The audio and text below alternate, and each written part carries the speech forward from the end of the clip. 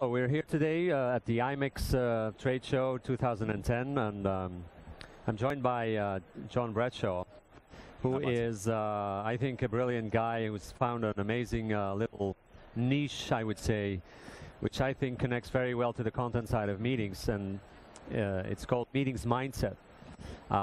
Maybe you should inform us a little bit about how this product came to existence. Well, the story is interesting, Maarten. Actually, the foundation, the kernel of the idea started in Copenhagen. I was attending an MPI event there in 2007. I'd been traveling extensively, I'd been eating badly, I hadn't actually prepared mentally, physically, or practically.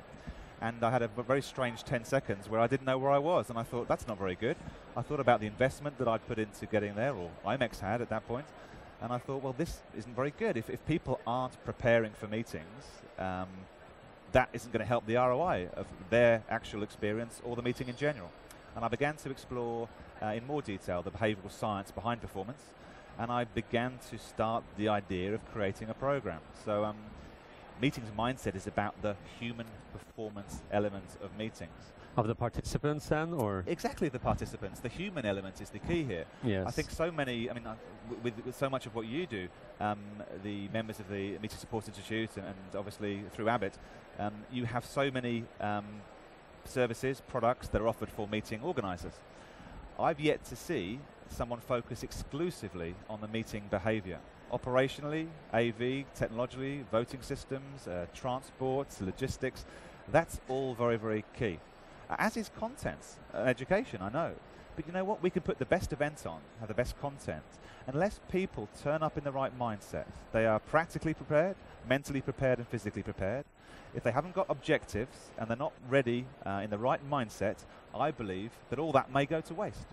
So I'm interested in the human aspect, and here at IMEX we're showcasing our 7 steps, and we will be announcing an exciting research project with a top UK university later in the year, a £100,000 project to research more into the academic aspect of behavioral science.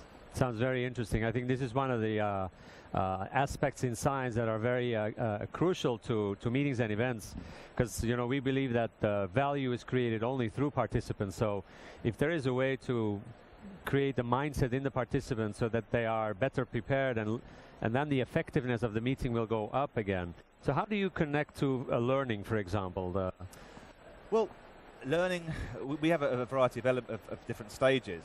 I suspect learning would come under the preparing practically in terms of understanding, well, perhaps the best example would be actually taking the time before the event to learn who is speaking, for example. So let's just talk about actually understanding who is speaking.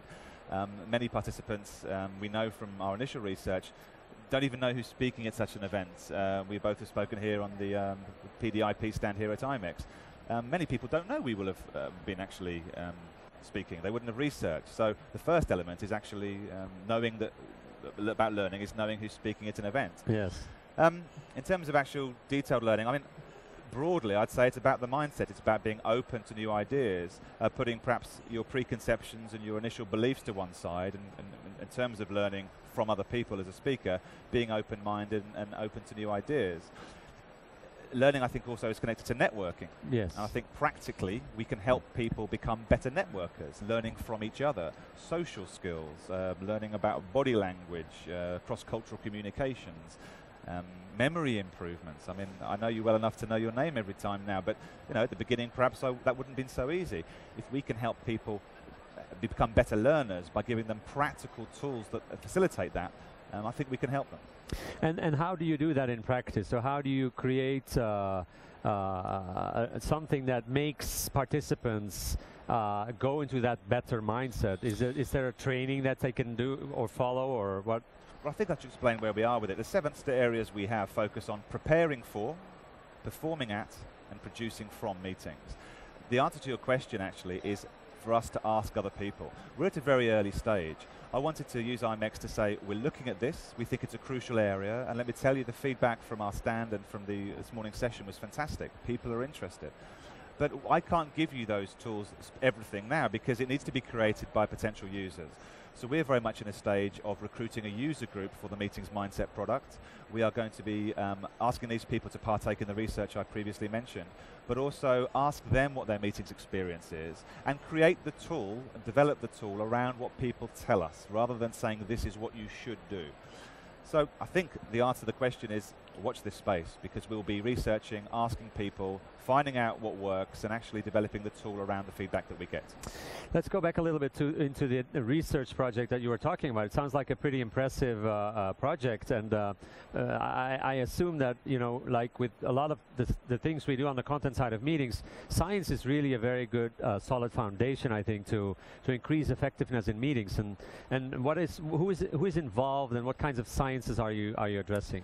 Well, I don't want to announce the university yet, because that's going to be something that I'll do later in the year. But we're working with the business psychology departments of a top UK university, and we are going to undertake a 2-year research campaign.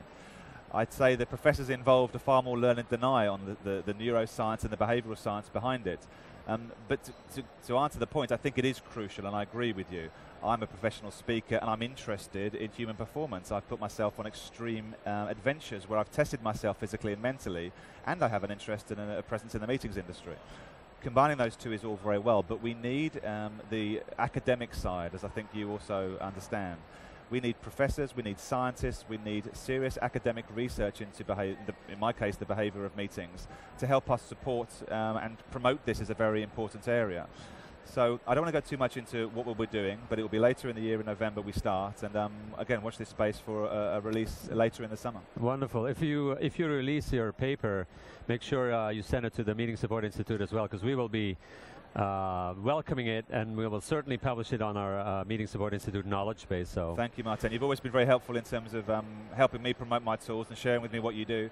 Perhaps I can use this opportunity to say to people who are interested, the user group can be found at meetingsmindset.com. That's an S, so meetings plural mindset.com, and just pressing the user group button will get you registered. And of course, we'd love to share it with you, and perhaps use it to help your products and services, and vice versa. Wonderful. Thank you very much. Thanks, Maarten.